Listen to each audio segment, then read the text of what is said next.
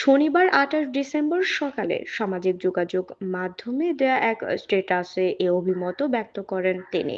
সাংবাদিকদের অনুকূলে ইস্যু করা অ্যাক্রেডিটেশন কার্ড দ্বারা সচিবালয়ে প্রবেশাধিকার পরবর্তী নির্দেশ না দেওয়া পর্যন্ত বাতিল করা হলো।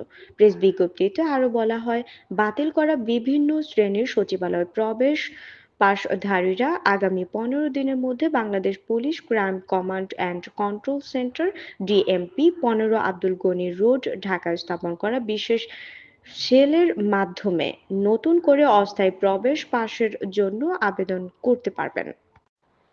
এই বিজ্ঞপ্তির জারির পর সামাজিক যোগাযোগ মাধ্যমে সমালোচনার ঝড় বইছে।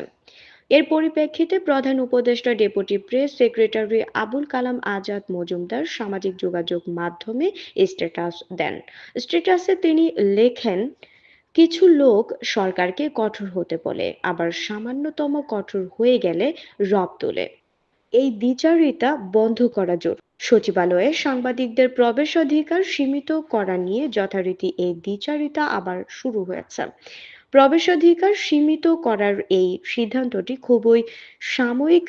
তিনি লেখেন, একটি বিষয় এখানে পরিষ্কার করা দরকার, কোনো সাংবাদিকদের অ্যাক্রেডিটেশন কার্ড এই সিদ্ধান্তের মধ্য দিয়ে বাতিল করা হয়নি।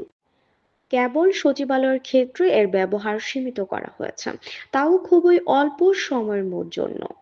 প্রয়োজনীয় ক্ষেত্রে অস্থায়ী পাস ইস্যু করা হবে। সরকার সিদ্ধান্ত নিয়েছে শীঘ্রই বিদ্যমান সব প্রেস অ্যাক্রেডিটেশন কার্ডই পর্যালোচনা করা হবে এবং নতুন অ্যাক্রেডিটেশন কার্ড ইস্যু করার জন্য সমস্ত স্থায়ী এবং আন্তর্জাতিক সংবাদ মাধ্যমের কাছে আবেদন চাওয়া হবে।